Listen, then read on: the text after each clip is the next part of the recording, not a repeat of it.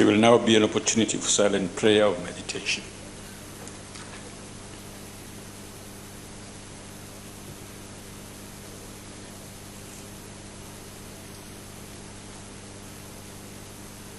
Thank you. You may be seated.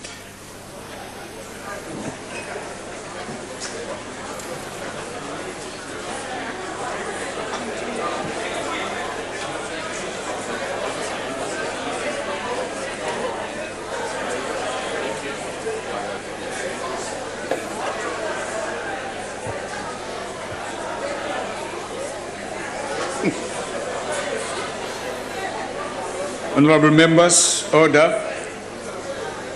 The first item on the order paper is a motion in the name of the Chief Whip of the Majority Party.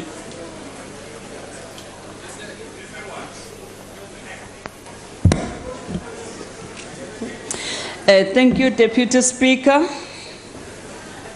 I move that the House suspend Rule 253, subsection 1, which provides inter alia that the debate on the second reading of a bill may not commence before at least 3 working days have elapsed since the committee's report was tabled, for the purposes of conducting the second reading debate today on the Division of Revenue Bill. I thank you. I now put the motion. Are there any objections? Or there is objections. Let me put the question. Those in favor will say aye. Aye. Those against, no. Okay, the ayes have it. Deputy Speaker, there's a potential this is going to be taken on review. We'd like our objection recorded. Thanks. Those objections will be recorded. Thank you.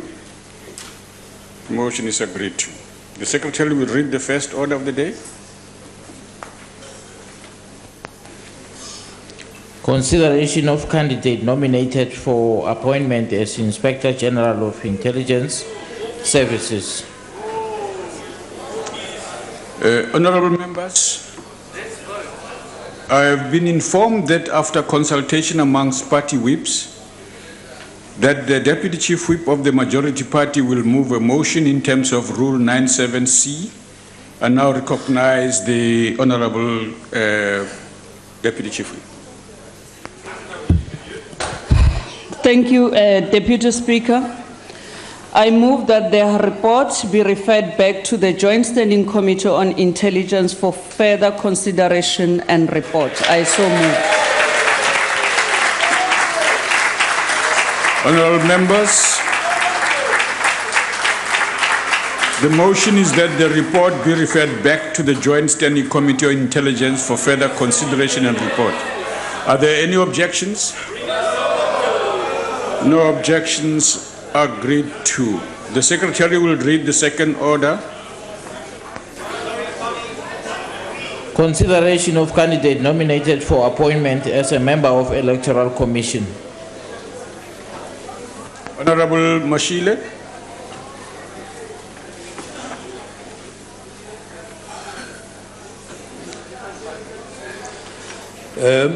Thank you, Deputy Speaker. The Portfolio Committee on Home Affairs considered a request to the National Assembly by the Chief Justice of the Republic of South Africa, Mr. Mogoeng, to nominate a suitable candidate to fill a vacancy in the Electoral Commission. A panel established in terms of Section 6, Sub 3 of the Electoral Commission Act 1996, and comprising of the Chief Justice as a chairperson and the chairperson of the South African Human Rights Commission, the chairperson of the Commission for Gender Equality, and the Public Protector. The Chief Justice submitted a list of candidates and their curricula vitae for the National Assembly for consideration to fill this vacancy in the Electoral Commission. The request was referred to the Portfolio Committee on Home Affairs on the 2nd of March 2016 for consideration and reporting. You can see that in ATC of number 19 of 2016. The committee then met on the 15th of March 2016 to consider the candidates recommended by the panel. Only the ANC, the DA, and the EFF were represented in the meeting. All the three parties were unanimous in nominating the name of Ms. Janet Love to fill the vacancy. They all appreciated her capacity to fill the vacancy in the IEC, referring to her previous roles in the CODESA negotiations, participation in Parliament after 1994, and her passion for human rights. Reference was made to the comment made by the panel, I quote, Ms. Love would, if appointed, make an invaluable contribution to the effectiveness of the Electoral Commission, close quote. The committee thus submitted itself to this assertion. The committee thus recommends that the House approve the nomination of Ms. Janet Yetta Love for appointment to fill the vacancy in the Electoral Commission. I thank you, Deputy Speaker. We request that the House approve our report and this nomination. Thank you very much. Thank you, Honourable Member. Honourable Members, the question before the House is the approval of nomination of Ms. Janet Yetta Love to serve on the Electoral Commission. Are there any objections to nomination as read out? No objections? Yes. The DA would like to make a declaration. Okay. Okay.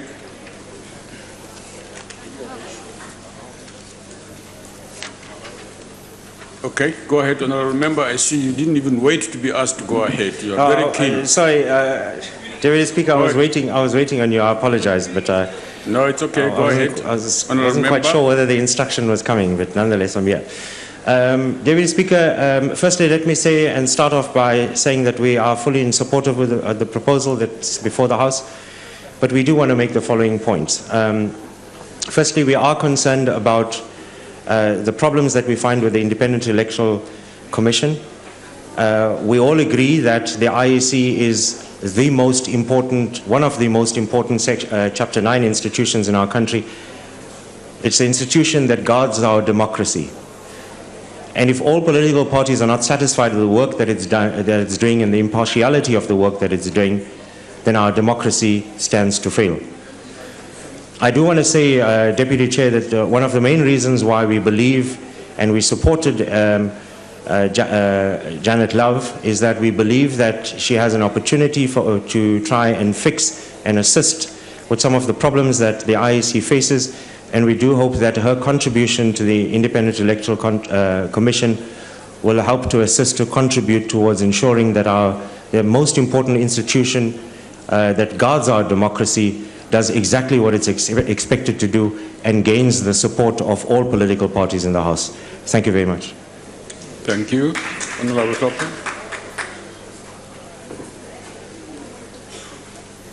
Thank you, Deputy Speaker. We as the FF also supported the name. In fact, we proposed the name. Yes. And you are here just to tell the South Africa that ANC rejected the name last time on favor of Mashinini. So when EFF stood up to say, let us push for the name because she is a woman, then the ANC supported the name. So the hypocrisy of the ANC is outrageous, and this is what leads many of us to believe that the fear of losing the election is leading the ANC towards irrational behavior. When the EFF rejected and won against Vuma Mashinini appointment as the chair of the IEC and called for the appointment of Ms. Janet Yetta Love, it was the ANC who ridiculed her and dismissed her with sexist and scolding remarks. The ANC, together with the current chair, Mr. Vuma Mashinini, a close friend and a former personal advisor of Mr. Zuma, is a direct threat to the most important institution of the guarantee of democracy in South Africa. We have witnessed growing incidents of irregularities during the voter registration weekend. ANC leaders were using their homes as a voter registration station. SATU officials appointed as IEC representatives, while millions of young people not affiliated with the ANC can do the job. People are allowed to register on behalf of others under Vuma Mashinini. We also hope that They are men and women of strong morals and appreciation of the values enshrined in the Constitution that we cherish, who will work hard to ensure free and fair elections. Despite a clear message by the ANC that it does not care. Honourable Member, please take your seat. On the point of order, the Honourable Member cannot cast aspersion on a person who's leading a Chapter 9 institution without a substantive motion. Can you rule on that, please? Yes, Honourable Member, please do that. These are members who are elected by the House, and therefore it is inappropriate to cast aspersions on them without doing so with a substantive motion. Let me finish, Chair. Honourable Member, all we are saying is that you can't do that, therefore you must withdraw those remarks. It's a rule that you understand. The remarks that you made about the chair of the IEC. What do you want me to do? Withdraw those remarks that you made that are inappropriate, that cannot be made without a substantiation. But Chair, can you clarify me? What must I withdraw? That Vuma Machine is a friend of Zuma. Is that one? Honourable Member, do the honourable thing.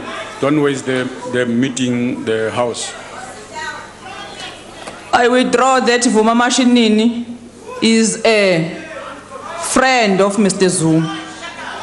Despite a clear message by the ANC, it does not care about free and fair elections. We further encourage all South Africans, young and old, to remember to go and register to vote at the IEC offices.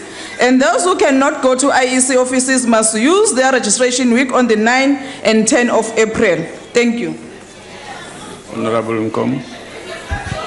Deputy Speaker. Yes, Honourable Member. I rise on point Rule 69 explanations. Just to clarify matters, the previous speaker seems to be a bit confused. It was the DA that nominated Mrs. Love, seconded by the EFF and then supported by the ANC. Thank you. Order, Chair. Honourable Nkom, please take it. What are you raising on, Honourable Member?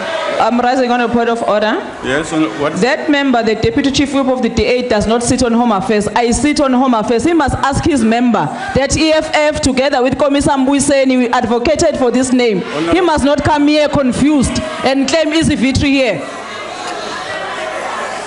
Honourable members, please be careful. Honourable Hlope, don't point at members of Parliament and call them this man. It's inappropriate. Honourable members, allow the declarations to go ahead without hassles, please. Go ahead, Honourable Member. Thank you very much, Honourable Deputy Speaker. Following an intensive interview process, this matter was referred to the Portfolio Committee of Home Affairs on the 2nd of March 2016 for consideration. The committee duly convened to consider the 8 candidates recommended by the panel. Following its deliberations, it was recommended that the House approve the nomination of Ms. Janet Yetta-Love for appointment to fill the vacancy in the IEC. The IFP believes Ms. Janet Yetta-Love to be a fit and proper person. We fully support her nomination and we wish her all the very best with this important appointment. The IFP supports this appointment. Thank you. Thank you. Honourable Kubisa. Deputy Speaker, honourable members, the National Freedom Party has been calling for an independent electoral commission that is impartial, non-partisan and capable to independently ensure free and fair elections. In short, Deputy Speaker, we have been calling for a credible IEC and will continue to do so vigilantly.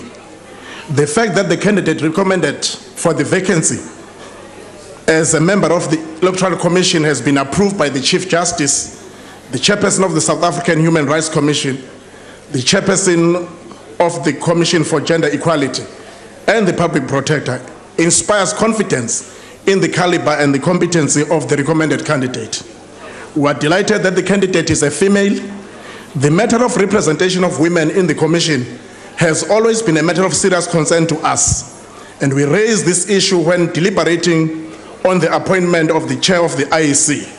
Even now, the majority of the commissioners are male, particularly so at a national level. That is not fair. Now that we are here today and the name of a woman is put forth, the NFP will support that, and we hope that she will not be the only woman who will be appointed in future. It is our wish that more women will be appointed as provincial electoral commission officers and also as IEC administrative officers. The NFB also believes that the minorities should also get fair representation in the IEC too. Since we're on the verge of the local government elections and the subject of fair representation and credibility of the IEC becomes even more sacrosanct. Finally, the NFP expresses the hope that the IEC will robustly attend to the outstanding matters such as ensuring that VDs do not have only SAT members as presiding officers, and also problems with the verification of addresses of voters. As a party, we look forward to going to the elections knowing that the entire process is in the safe, competent, and impartial hands of the IEC. In conclusion, Deputy Speaker, the NFP supports the recommendation of Ms. Janet Yeta-Love as a preferred candidate for the vacancy as Commissioner of the IEC. Thank you. Thank you, Honourable Member. Honourable Carter. Thank you, Deputy Speaker. I'm going to be repetitive in some ways. The panel that compiled the shortlist of candidates was chaired by Chief Justice Mogoeng, and the panel consisted of representation from the South African Human Rights Commission, Commission for Gender Equality, and the Public Protector. The panel shortlisted 13 candidates, of which 12 availed themselves for interviewing process, and after the careful consideration and taking into consideration race and gender, the panel unanimously agreed on the 8 candidates, which was 6 females and 2 males. Now, this in its own, that there was an unanimous agreement, is an achievement that we have made. The committee's recommendation to appoint Ms. Janet Yeta-Love is welcomed by the Congress of the People. As a freedom fighter, a participant in CODESA, and as a part-time commission of the South African Human Rights Commission, the Congress of the People believes that Ms. Love will make an invaluable contribution to the Independent Electoral Commission. Thank you. Thank you, Honourable Member. Honourable Mashile.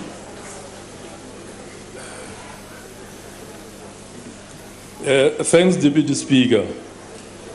I think we need to really indicate that the IEC this year has got a mammoth task of preparing South Africa for local government elections. And the appointment of Ms. Janet Love will add human resources in the commission to be able to tackle this particular task to make sure that they deliver fair elections.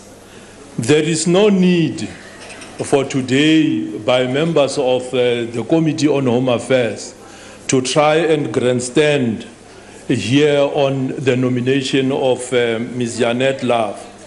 All what we need to be doing now as a disciplined committee members, we need really to appreciate that we have agreed on the name, and this person will now be appointed to actually assist the IEC. And we also believe that Janet Love has the consciousness of the Constitution of the Republic and will add more value to the Commission. We do, of course, appreciate the support of the opposition on this particular matter. And, of course, we will never advocate as ANC members in the committee for any insinuation that seeks to direct the IEC to discriminate any South African on the appointment of the personnel that they seek to use in the elections. And we are definitely happy as well that this particular outcome has assisted us to comply with Section 193 sub 2 of the Constitution, which actually calls upon regard to the race and gender when we appoint members of the Commission. And this recommendation today assists us to comply with that. I thank you very much. Thank you. Honourable members, I now put the question again. Those in favour will say aye. Aye. Those against, no. It's agreed to. Honourable members, in terms of Section 62C of the Electoral Commission Act of 1996, the person nominated for appointment to serve on the Electoral Commission must be approved by a majority of members of the Assembly. Although a division has not been demanded, members are required to record their support for the motion. The bells will be rung for 5 minutes.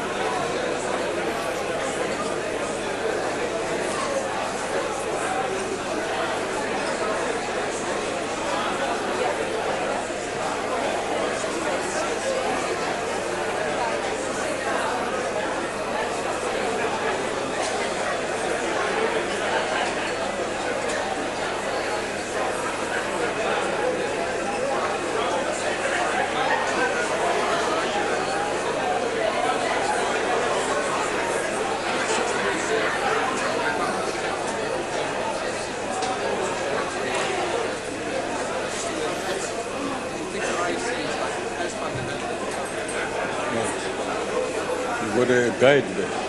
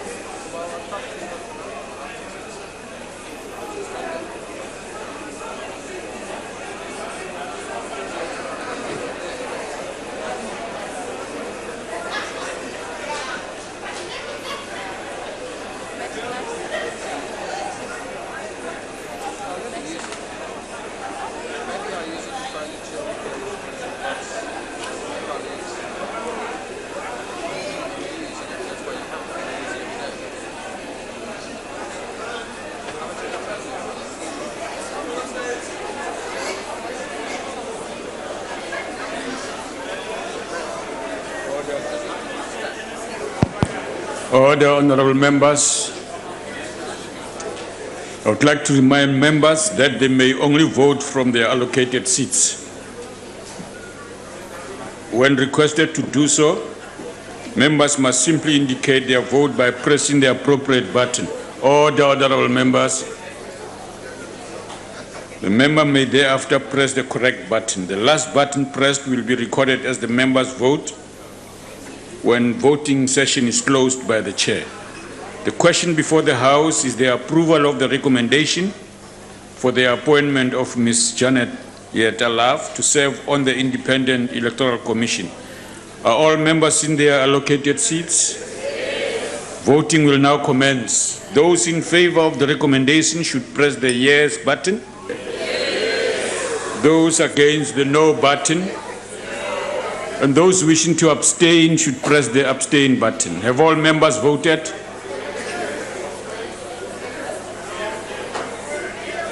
Thank you. Okay, it's all right, we understand. We've got the report. Thank you. Yeah.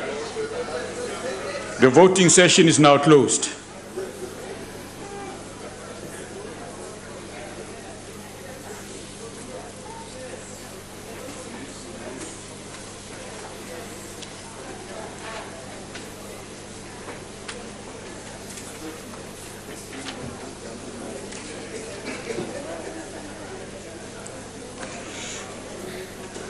Honorable members, the results of the voting are no abstentions, no noes, 309 yeses. The nomination of Ms. Janet Love is accordingly agreed to and in accordance with Section 62C of the Electoral Commission Act of 1996. The Secretary will read the second order.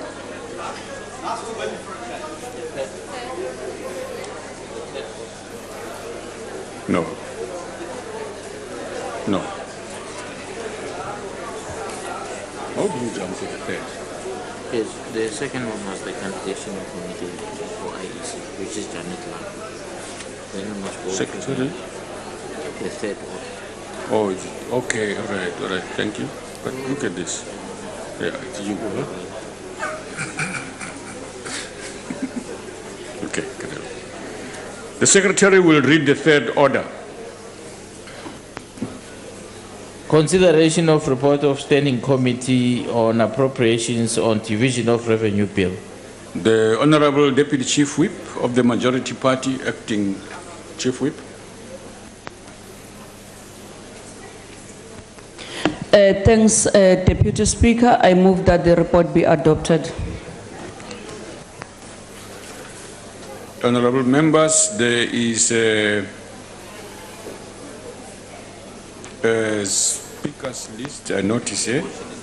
The motion is that the report be adopted. Any objections to that? No objections. Agreed to. The Secretary will read the fourth order. Second reading debate Division of Revenue Bill. Honorable Ndaba Oba.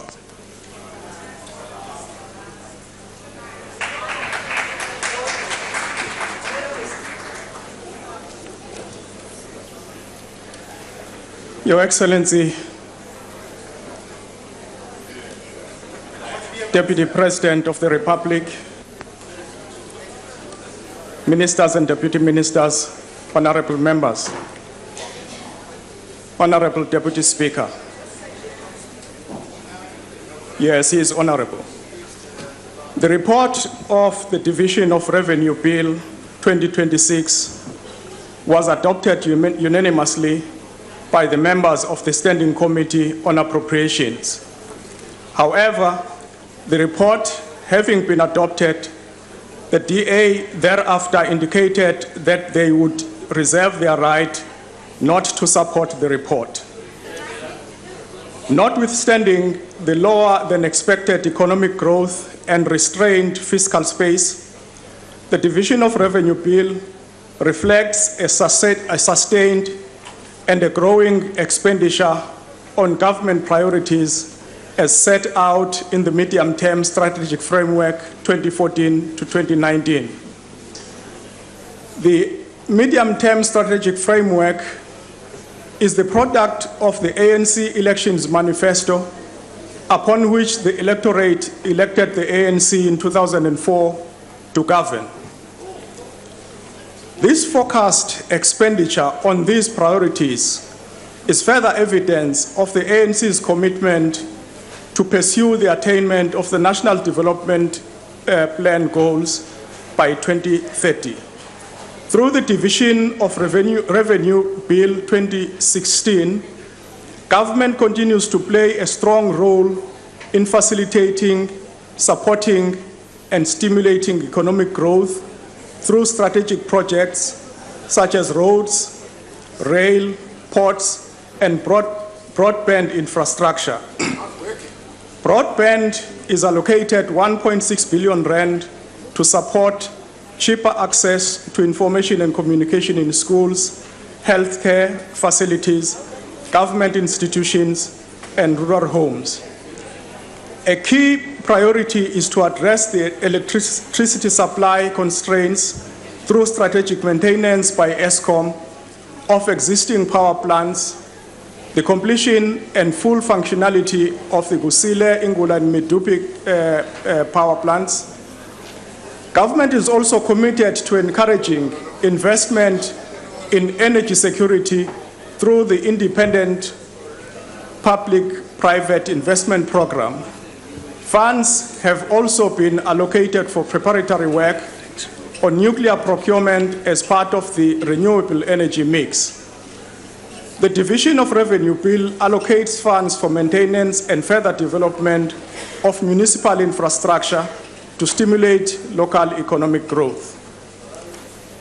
I-ANC ikhumbuza lonke ulusha lwakulelizwe ukuthi sathatha isinqumo esibhalwe kumqulu wokhetho lukazwelonke ngo-2014 ukuthi ingxenye engamashumi ayisithupha 60% yayo yonke imisebenzi yengqalasizinda kufanele inikezwe abantu abasha nezimboni zabo ezifufusayo. Ngakho ke sithi kulusha phezu komkhono. Since the last local government elections in 2011 to date, the infrastructure investment program has provided thousands of jobs for the youth and women in rural and urban municipalities. Through allocation in the Division of Revenue Bill 2016, the ANC government seeks to create more work, to promote inclusive growth through broad-based black economic empowerment, and to support local procurement.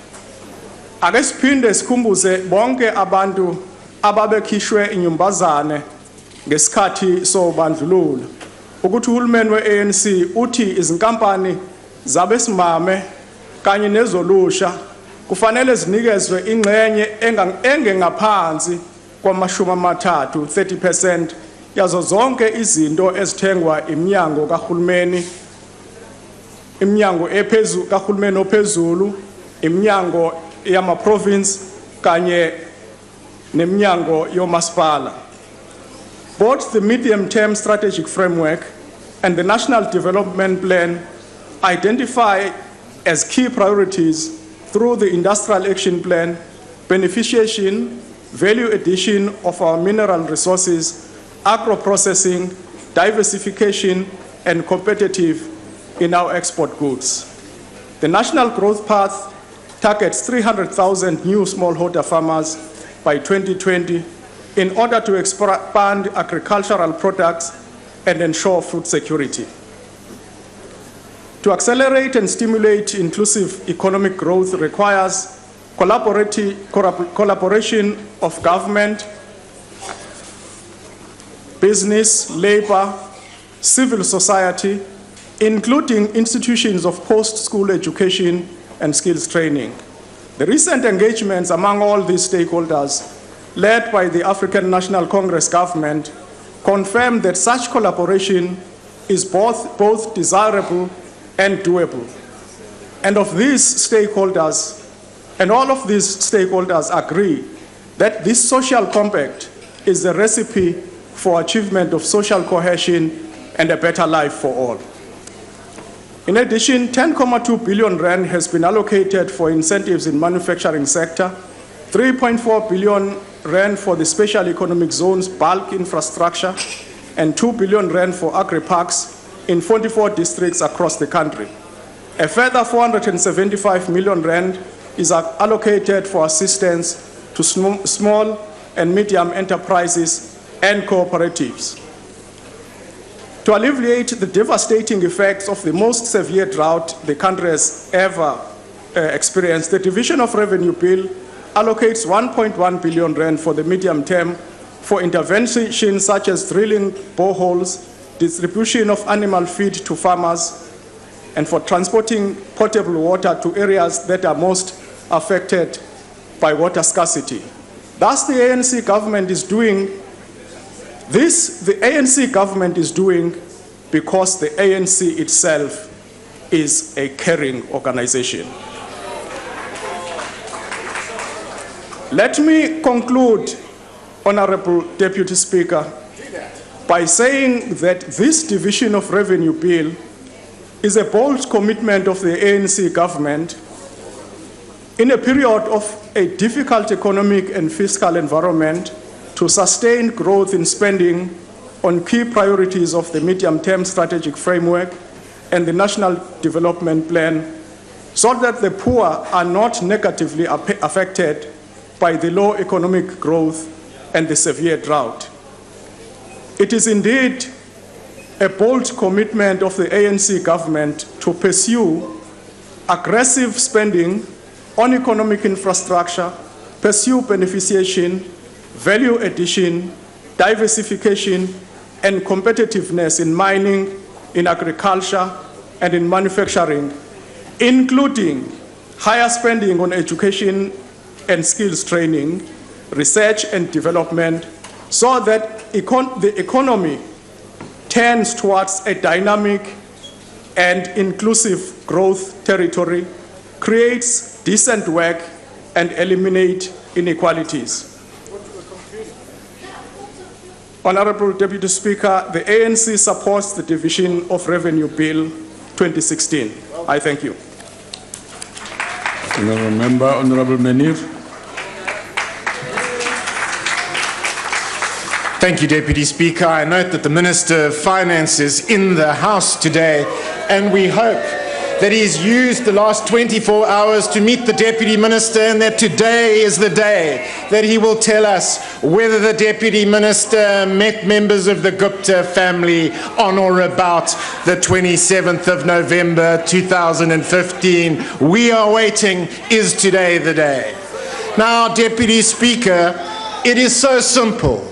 The budget process is set out in the Money Bills Amendment Procedure and Related Matters Act for this Parliament.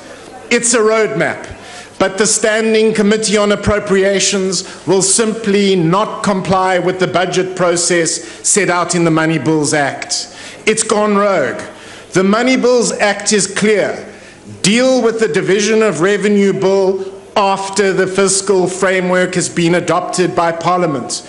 But no, the Standing Committee on Appropriations ignored the roadmap in the Money Bills Act. Here's what happened. The committee was briefed by the National Treasury on the Division of Revenue Bill 9 days before the fiscal framework was adopted by Parliament. To cover its tracks, the committee claimed that the briefing was not on the Division of Revenue Bill, but on the draft Division of Revenue Bill. But here's the problem. The committee's agenda was to deal with the Division of Revenue Bill, not the draft Division of Revenue Bill.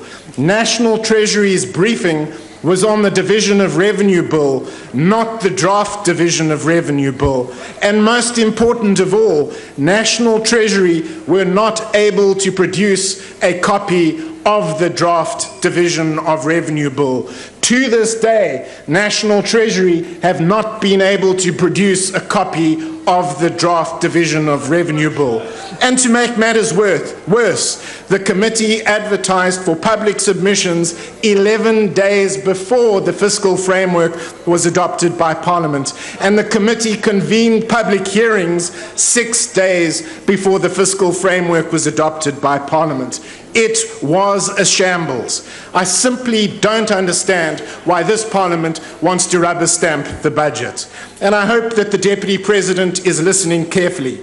There are doubts about whether this government can implement the budget, but now there are doubts about whether this government can pass the budget in Parliament. All we need to do is comply with the Money Bills Act, and I hope that sense will prevail. But if it does not, we may be compelled to act and take the budget process on review to the courts. You have been warned.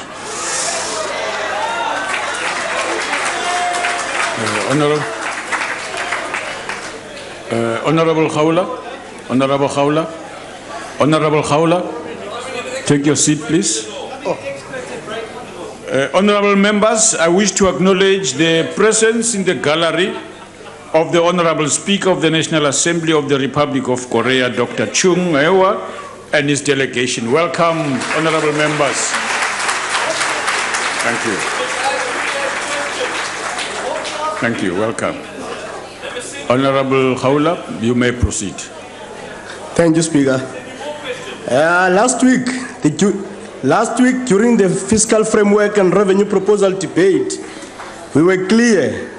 We stand opposed to key ideological trust, the position in which the budget is presented. It is for this reason that we recognize that even the division of revenue bill is underpinned by the same ideological position that we oppose, and this level is even more practical. We saw it fitting to present a political unifying position to avoid South Africa downgraded to sub-investment level, concerned by the immediate impact it will have on millions of ordinary citizens. But we now recognize that the ANC does not need anyone to see that South Africa is downgraded. They are doing it on their own. Now, in dealing with the division of revenue bill before the House, here are the practical measures for immediate consideration to resolve the crisis of service delivery. Either we reduce the administration size of provinces or completely do away with them with immediate effect. This will allow for more resources to local government. We recognize the revised equitable share formula, but as long as national and provincial government still receive majority of the national budget raised by the revenue, when they are supposed to be either policy or administrative level of government, with municipality at the helm of service delivery, we will never be able to deal with crisis of service delivery. The new e-tender portal is not a practical and sustainable solution. State dependence on tenders has massive political implication and has reduced the quality of service delivery. There is a need to build, strengthen state capacity, in particular at local government level, for government to clean parks and streets, build houses, maintain roads, clean water treatment plants, and other services without paying exorbitant tender prices. Hence, the need to establish and give strategic and financial support to state housing construction company, state cement company, state road company, and many others. Government must not lease building. It must build it or buy its own buildings. It's not acceptable that a police station can be closed because it did not pay rent. We don't need more conditional grants. The capacity that we assume can deliver services using conditional grants must be taken to local government together with the money. It is concerning that now that Mr. Zuma has completely damaged the integrity of state security agencies and SARS, he is now moving to national treasury. Tomorrow we will sit here and debate a division of revenue bill of money we do not have, since we won't even afford to borrow. The solution to South Africa's economic crisis can only be resolved through replacement of the current elite, political elite, and vote into power the economic freedom fighters, which will manage the economy properly to benefit all South Africans. We are calling upon all South Africans to reject the ANC during the local government. Even those fed up people in the ANC, they are welcome to vote EFF. Honorable Nkomo.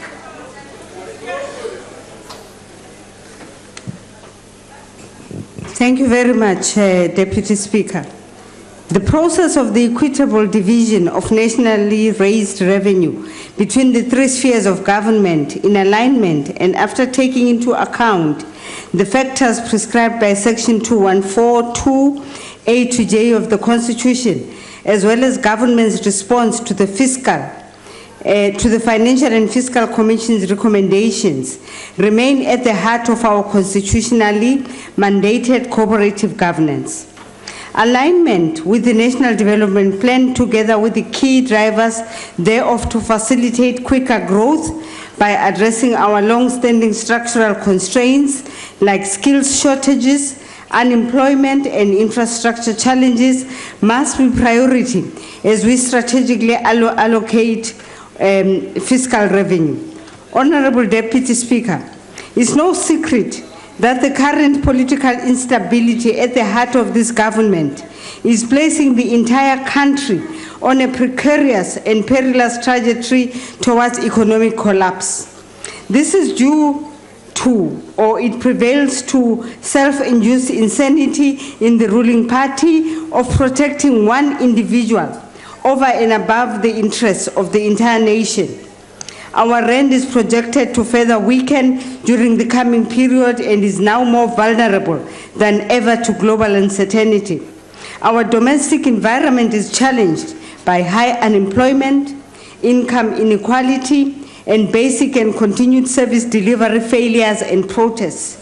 Stringent management of public finances in this low growth period must be carefully balanced as there is intense pressure to spend, increased debt and debt service costs, and threatening downgrade to junk status. There's also a looming issue when it comes to the Moody delegation that is in our country today and tomorrow. That is the 16th and the 18th, as well as various reports from other rating agencies, namely the Standard & Poor and Fitch rating agencies. Our parastatals, Deputy Speaker, remain a fiscal drain, with most contributing negatively towards economic growth. It's high time that such squander of taxpayers' monies is halted. Privatization, or at the very least a transfer of our SOEs as a line function under the various departments in which they fall, must receive immediate attention by the executive. Honorable Deputy Speaker, with economic growth projected at just 0.7% for this year 2016, the current climate of drought is set to intensify. Power shortages are set to increase as winter is on the way. Agriculture is in a poor state and a macroeconomic global contraction underway. I'm afraid the IFP definitely supports this move, and we state that the monies of the people of South Africa should be spent effectively. Thank you. Honorable Nkomo, your time has expired. Honorable Imam. Thank you, Honorable Deputy Speaker. Let me start off by congratulating or commending the Deputy President and the Minister of Finance because they're leading by example in flying economy class. The Division of Revenue Bill specifies how money will be equitably divided among the spheres of government in the various provinces during the year. In addition to the normal allocations, which feature every year, the National Freedom Party takes note of three very important provisions contained in this bill. Firstly, the Treasury has reprioritized 1 billion rand in national budget to soften the blow of the recent drought on the agricultural sector and consumers, which is welcome. We are, however, aware that much more will be needed to assist the agricultural sector to recover from the effects of the drought and to pay for the large amounts of maize, wheat and other agricultural products which will now have to be imported. The National Freedom Party welcomes this allocation. We welcome the introduction of the early childhood grant, a good intervention because it seems to subsidize children from poor households in order to improve childhood development. Secondly, we particularly welcome the additional 16.3 billion allocated to the higher education sector over the next 3 years. The massive student protest towards the end of last year had brought into sharp focus the plight of the majority of our students. We urge government to sort out the issues with regards to scholar transport, whether it is the responsibility of transport or basic education. We also welcome the inclusion of a new clause in the Division of Revenue Bill, which will allow Treasury to change the nature of its fundings to municipalities if there is satisfactory evidence that they have failed to follow proper procurement procedures as set out in the Municipal Finance Management Act. This provision is long overdue, and it is our hope that municipalities will from now onwards follow proper procurement procedures, knowing fully the consequences of not abiding by the prescripts of the law. There are many other commendable provisions contained in the bill which the National Freedom Party wholeheartedly supports, and several provisions which we would have liked to see being expanded. The current public service wage bill is untenable, and the myriad of ineffectively managed state-owned enterprises remain a bottomless pool which is draining the fiscus. However, we are not satisfied with the 9.1% allocation to local government, which is the heart of service delivery. Proposals within a weak economic environment, it is therefore imperative that all three spheres of government ensure efficient spending of the allocated budget if we are to give effect to the aim and purpose of this budget allocation. The National Freedom Party also calls upon national government to sort out some of the outstanding policy issues which are a hindrance to economic and social development, which will place our country once more on the road to greatness. The National Freedom Party supports the Division of Revenue Bill. Thank you, Honorable Kwankwa. Siyabulela kakhulu, Deputy Speaker. Tatu Minister, mna xa kuthethwa ngezemali ndiye ndithethe ngesiXhosa kuba loo ndilungisela abantu emakhaya singathethi phezu kwentloko zabo. Sinengxaki thina ngale nto uba ufumanisa ukuthi kuqala masithi umzekelo ubufumanisa iphondo okanye umasipala ongayichithi imali ngendlela. Ufumanisa ukuthi ndawo uba sibancedise siyayixutha imali. Masenze umzekelo. Yinto yoba uyibonile le nto bekhe sayithetha phaa as a media statement, a member statement rather.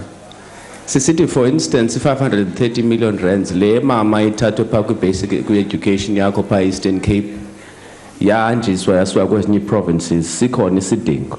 Singabapanisha abantu sithi for instance if awukwazi uspend imali, you are incompetent or you're experiencing challenges, sithi ayisakubetha, but sithini ngabantu abaphezantsi kuba uba uya phaa eMpuma Koloni for instance njengoba bekhe sasindwendwela si-UDM izikolo sifumanisa ukuthi ziseninzi zezodaka. And Mama Minister, into ilibalayo manje ukuchazele xa umane uthetha ngezikolo ezininzi e-Eastern Cape zakhiwa ngabahlali nesapha kulalali yam sakhiwa ngabahlali ngozezethu kuba lokhu urhulumente uthatha ithuba ukufika. The other thing which is very important, Mr. Minister, besaqala uvuya xa sibona the 409 million rands which has been allocated to the Municipal Demarcation Transition Grant, but saphinde sakhumbula ukuthi kanene la demarcation board yileni iphinde niyisebenzise ngendlela engahlambulukanga. Nithi xa nibona ingathi niyabethwa kwindawo ethile nakumasipala othile nithathe loo wadi noyijula ngapha kwamalanda lahle okanye nivele nidibanise umasipala udilute nje power le opposition.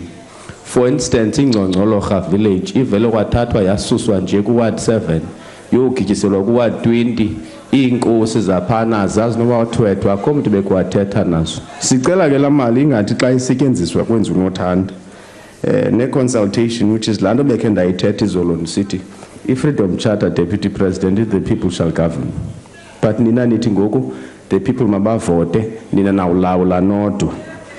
And then we do indeed agree, Mr. Minister, with into yoba kulo mcimbi wolo minimum norms and standards ii-provinces ezinoxanduva loqiniseka iyenzeka ukuthi laa nto ithethwa i-equal education is indeed true. Ukuthi a cost assessment kufuneka yenziwe properly siyazi ukuthi ukuze zikwazi ukuyenza le nto ngendlela eyiyo kuphuhliswe kunyuswe nomgangatho for instance wezizikolo kuprovide this necessary infrastructure yimali ezawudingeka to be able to do that, because kaloku le nto iyakwazi ukuthi at national level ufumanisa uba it's well intentioned but eliqhelele iqhawuke usawufika ephondweni. Siyanicela ke ngokuthi ningaphindi nimane nitshintshe wards ngoba siya ku local government elections. Kanihlale nisone better kahle. Thank you so much. Honorable Modisha.